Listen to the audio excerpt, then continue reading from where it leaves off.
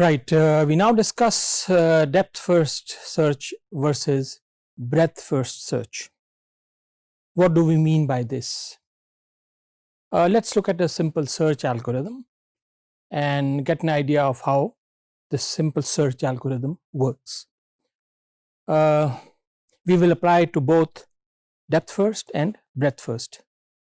Remember, we spoke earlier on about representation of search as an inverted tree, or tree as we call it, and then the branches of the tree, they go downwards as well as they expand. If your search algorithm searches downwards into the tree, simple, it is depth first, going deeper down, trying to find a solution. Very simple.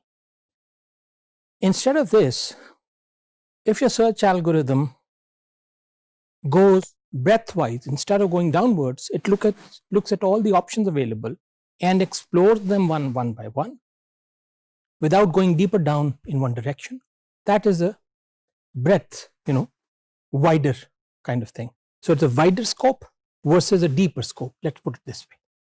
So S be the start state where we start from, and we define a data structure called queue, or a list, series of things put together, a queue, and define two queues called visited and with a big Q, queue.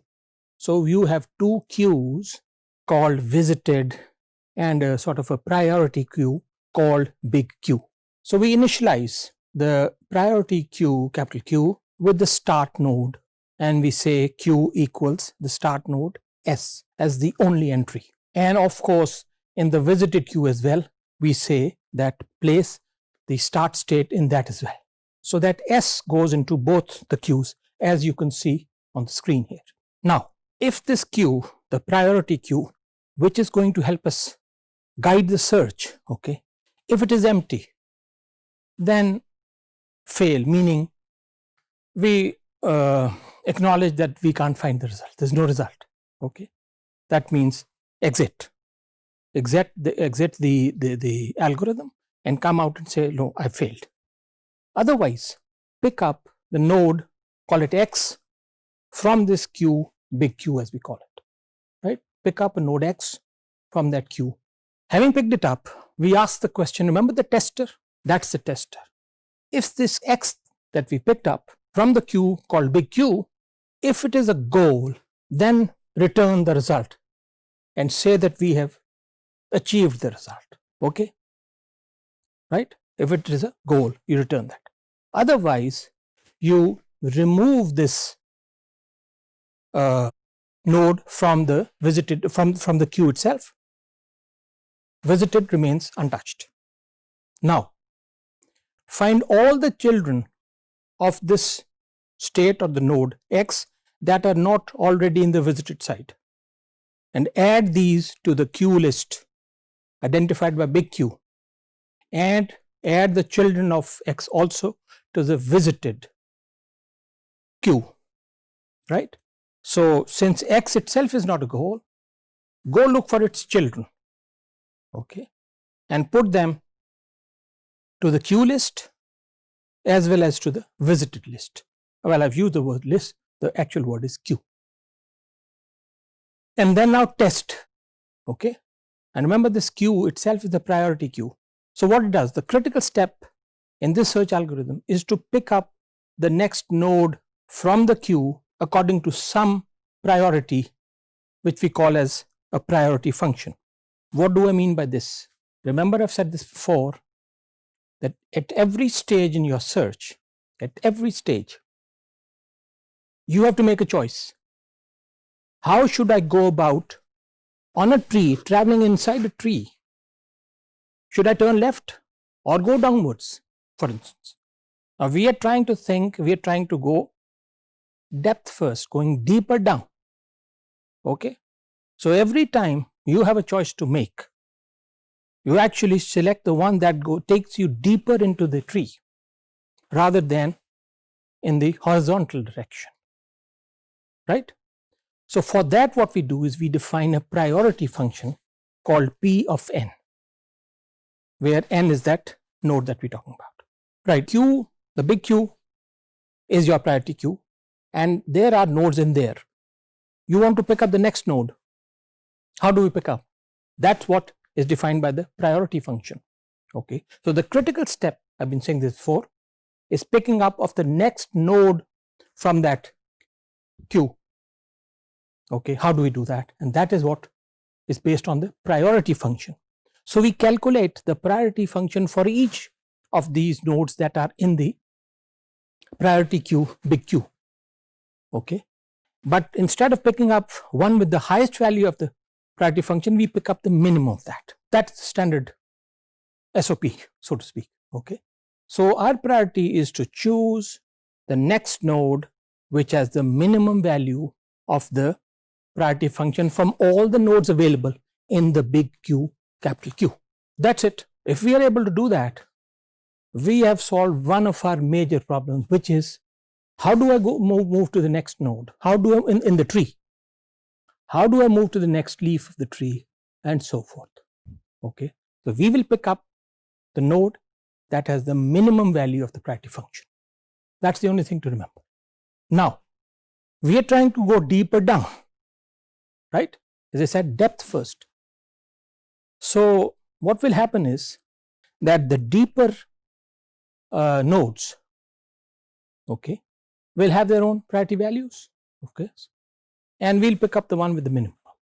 Intuitively, if you think about it, the deepest node available to us at the moment from our choices, the deepest node will appear to be, okay, to have the lowest priority, because the priority function itself is defined as the reciprocal, 1 divided by height of that node. Let's say this again. From all the nodes available in the queue, okay, each has a priority function, and that priority function is calculated as 1 divided by the height of that node. Height meaning, in this case, the depth of the node. So the deepest node, for a concept, the deepest node, let's say it has a height of 10.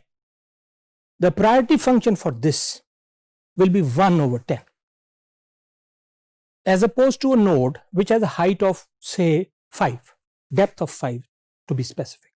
For depth of 5, the priority function here is 1 over 5, which is 0.2. So depth 10, priority function 0.1, depth 5, priority function returns 0.2. Select the one which is smaller. Obviously, you will pick up the node with 0.1, which is the deeper one. So that's how we select. That's it. Okay. So we pick up those nodes that has the minimum value. You will be actually implementing a depth first search, and each node is tested. We know what is the goal node. Okay. We know the start node, we know the goal node. If we find it going deeper down, fair enough. That's what it is. So let's look at this example. We show this graph. As you can see, you have S, A, B, C, D, E, whatever. We have highlighted the goal node as H. The goal node is H, so we know what it is. Anything else is not a goal. The tester will look for this. Now, we picked up the first one and we realize S placed in both queues, and now test it whether S is a goal or not. S it is not a goal. The goal, as we know already, is H. So we say, okay, remove it from this big queue, but now get to the children of S. Okay. So what we do is find all the children of X that are not already visited and add them to the queue and the visited queue, and then test again. What we have are two nodes here. As you can see, instead of S now in the queue that we want to, that controls us, we have A and B there now, and in the visited we have S, A and B. They are now visited. Now what we do is pick up A and B, and as you can see intuitively from this diagram, both have the same depth, 1. So 1 over 1 is 1, which is the priority function. Pick up any one of them. Let's pick up A. Okay. Ask if it's a goal or not. If it is a goal, return. Otherwise, remove A from the priority queue, put it in the visited, and replace A with its own two descendants, which are C and D. So now in the priority queue, which is our guiding queue, we have 3 nodes, and we have to pick up one with the minimum priority function, C, D, and B. Now, what is the depth of C and D? 2 each. Okay. What is the depth of B? Which is 1, right? So 1 over 2, 1 over 2, and 1. So C and D will be given priority. You will ignore B, and let's take the first one, which is C. So you go to C, and you keep on repeating. So you go to C, check if it's a goal or not. If it's a goal, return. If it is not, then remove C from the queue list on the left and replace it with its own children. So as you can see that there are 2 children of C, G and H. Okay. So we are getting closer to the goal. As you can see, row number 4. So you have now 4 choices, G, H, D, and B. Now G and H once again have, let's say, depth of 3. So what is the reciprocal? 1 over 3, which is 0.3, and you have to pick up the minimum of these 2, G and H. And about D and B, their priorities are 1 over 2, which is 0.5. Your priority function says go for the minimum. You'll pick up G here. So you pick up G as also shown by the arrow. Now G, is it a goal? And the goal test is that, is it H? The answer is no. So you actually remove G from here, and there are no children of G here. Okay. So your priority queue is now we are left with H, D, and B. And obviously, since H is deeper down than D and B both, therefore by default it will pick up node H, okay, from the priority list queue, and you will actually reach your goal. Okay. So as you can see in the series of steps, by row 6 we have reached our goal, and this is how we went about, as you can see using these arrows shown. This is depth first search, right? So as I said once again, now if we apply the same rule to the breadth first search, okay, all we have to do is change the priority function. Priority function, you say, is equal to the height of the node. That's it. In the previous case, it was the reciprocal of that. Here you have straight priority is equal to height, and go for the minimum, and meaning that the closest to you in terms of height is the one that you'll go to, right? The rest is the same, no difference. Let's see what happens. You have H is equal node. You pick up the first node, okay, which is your start node S. First of all, check up the queue. If it's empty, return. If not, then look for the first node S. Check if it's a goal or not. We know very well it's not a goal. So replace S with its children, A and B, okay, and move S and A and B to the visited queue. Now I'm looking at the queue on the left, which is our priority queue, the controlling queue. So we have 2 nodes in there, A and B. Now, what are the priority functions for each? Both have a height of 1, so both have a priority function 1. Pick up any one. So let's pick up A. That's the first one we can see. And so therefore, check if it's A is a goal or not. A is not a goal. So what we do is remove A from the queue on the left and replace it with its children, which are C and D. So if you look at row number 3, it says B, C, and D. So we only can look at these 3 at the moment. Pick up the one with the minimum priority function, and that is equal to the height. So closest to what is B? B has a priority function 1. C has a priority function of equal to 2. As you can see, it's 2 steps away, and so is D. So the priority function for BCD looks like 1, 2, and 2. Select the minimum, which is B. Okay, if it's a goal, fair enough. If it's not a goal, remove B from the list queue, replace it with its children, which are E and F. Okay, so replace C with E and F. Right, so now if you look at row number 4, you have 4 nodes in there, C, D, E, and F. C, D, E, and F. And you need to pick up node with the minimum priority, okay, which is closest to the start node. So C is what you will select and check if it's a goal or not. If it is, return. Otherwise, replace C with its 2 children. And so we are left with C, D, E, and F. And now look at route number 5. We have D, E, F, G, and H. These are the nodes in the priority queue. The reason we got H here was because it is the child of C. We already have D, E and F there. Now from amongst one of them, once again, look at the Q, one with the minimum height, D, E, F, G and H, okay, and you can conclude yourself, it will go to the closest one, okay, it will go to H, as you can see, and H itself is the goal. So you have now three situations. You put H in there, remove the other one. So instead of D, you now have E, F, G and H, okay, but still we can't touch H because there are closer nodes to us. That's why we're not touching H. There's no other way of knowing. So we now have, if you look at row number 7, we are left with F, G and H, and based on the priority function, it will ignore H. It will look at for F, for instance, okay. Is F a goal or not? Yes or no? Decide. It is not, remove it, but it doesn't have any children. So now it looks like, look at row number 8, we have G and H left, G and H. Now both of these actually nodes have the same priority function, okay. By default, it will look at G because that's the first one it comes about between these two. Once again, G is not a goal, so it goes to G, but find out it's not. Remove G from the Q list, you're only left with H now. So you go to H, find out if it's a goal or not. Yes, it is, and you found your result. So this is where the search ends. Now the thing to note is, look at the travel sequence. First A, then B, because you're looking at the width wider rather than going deeper down. Then you from A to, you go to C, and then from A to you go to D. Then forget this path, go up there, go to the other one, as you can see here, and then these are the two nodes. Remember, H is still downwards, and we are looking around wider choice. From C you go to G, and then from C you go to H.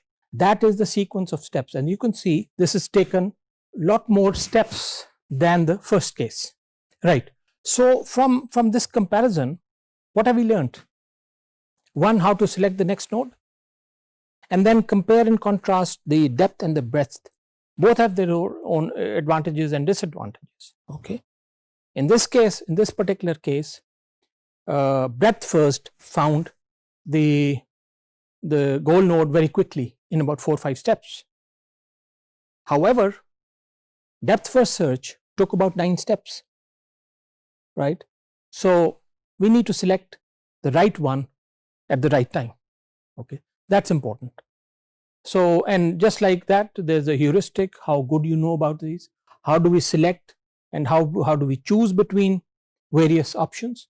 But the final thing is that the queue, the priority queue that we discussed, that is the controlling mechanism. If somehow we can put more intelligence in there, more information in there, we can reduce unnecessary search, just as in the case of the mouse looking for cheese and so forth. What we need to understand here is that these heuristics we spoke about are not always perfectly aligned. They cannot always guarantee a solution. We look at this graph of between cities. If you were to travel between various cities, you want to travel from city S to city G. How can an informed search be improved? And what informed search can do is, we are given the distances in the graph shown by the edges between each city.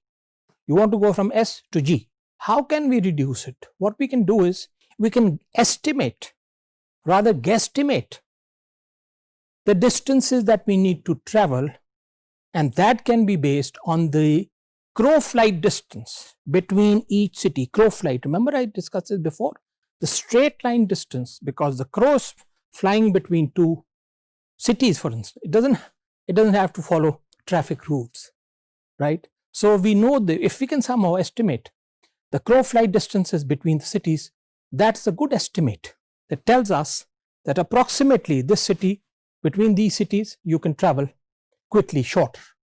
But there's a catch here.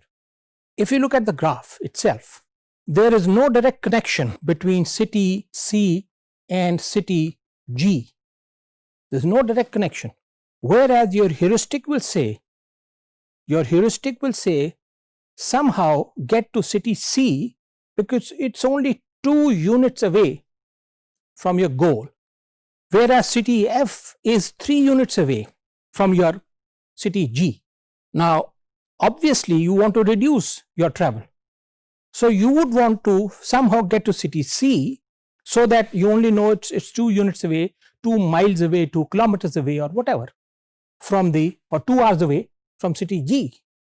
However, map tells us there's no link, there's no road, let's say, connecting city C and G. Therefore, if you end up at C, you can't go to G, you have to go somewhere else. So here is a heuristic function that can guide you, but this particular situation, this heuristic is actually not going to help you. So it works most of the time, but let's say 10%, 20% of the time, it does not. So this concludes our discussion of the search strategies and the heuristic function, how it can control. I hope you've enjoyed this. We'll see you next time. Thank you so much.